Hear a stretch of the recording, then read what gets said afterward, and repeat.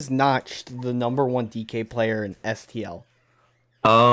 He has a really good memory, which helps him remember people's habits as well as remembering the percentages for Ding Dong, which can just turn games around, and he hits that almost every time he goes for it.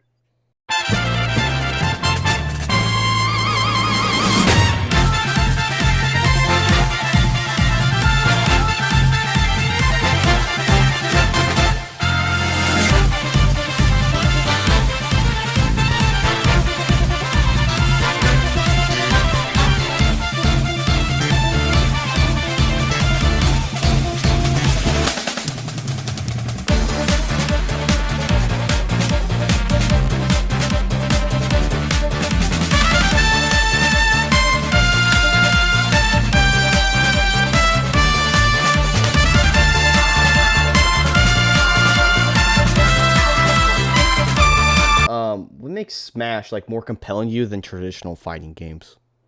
Okay, so I am like a huge fan of all fighting games. Like when I'm at home, I'll play Street Fighter 5, I'll play Unist, I'll play Mortal Kombat, so like a little like anime traditional fighter NRS games, like a little bit here and there of all games. When I went to Combo Breaker, I was in like heaven because they were all of them. But I think like every time I like consider like practicing or going into like a traditional fighter like that, the one thing that always holds me back is the movement. Like I can get the movement down, but I always feel like I'm stuck to the ground. When I'm playing Smash Bros, I want to jump. I want to feel like I have like total control over my character. That's why Melee is like one of my all-time favorite games. Because once you get good enough at that, just moving your character feels so good. That's why, like, if I go back and play games, sometimes it's hard to go back to, like, the 64 or something, because they just started making things 3D, but it moves so bad. Like, every time I move my character, it feels so clunky and so just not natural that, like, Smash gives me that, like, natural feeling of movement and that smoothness that I don't feel with other fighters. Okay.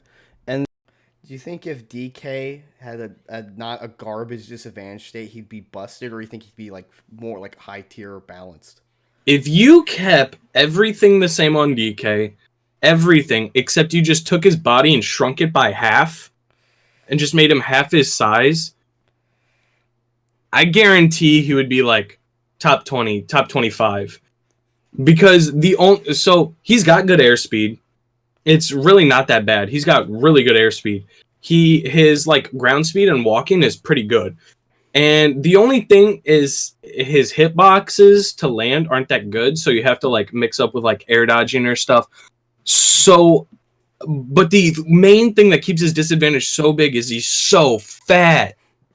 Like at least with Bowser, he has like landing options even though he's so big, but DK is so big. And he doesn't have a spiky shell like Bowser. So if you literally just like decreased his size by half but kept everything the same, he would be amazing. And that would literally get rid of the disadvantage state altogether. What makes a character like Bowser, who is a heavy, he's big, his disadvantage state, if you juggle him, he can't really do anything. But what makes Bowser like just a better character compared to DK? So one of the big things about DK is when he's in shield, he doesn't have much to get out of shield. So I have up B, but the hitbox doesn't come out till later, and the armor starts on frame 7. So all that really does up B out of shield is it tanks a hit if your opponent is pressuring your shield in a bad way. So if they're pressuring your shield right, if they're spacing and they hit your shield and back off, up B is worthless.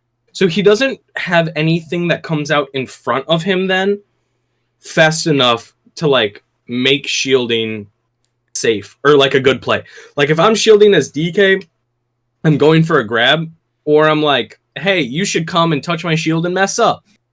But once you start like getting better at Smash Bros, you can't bank on your opponent messing up, because eventually you're gonna play like MKLeo, who's not gonna mess up.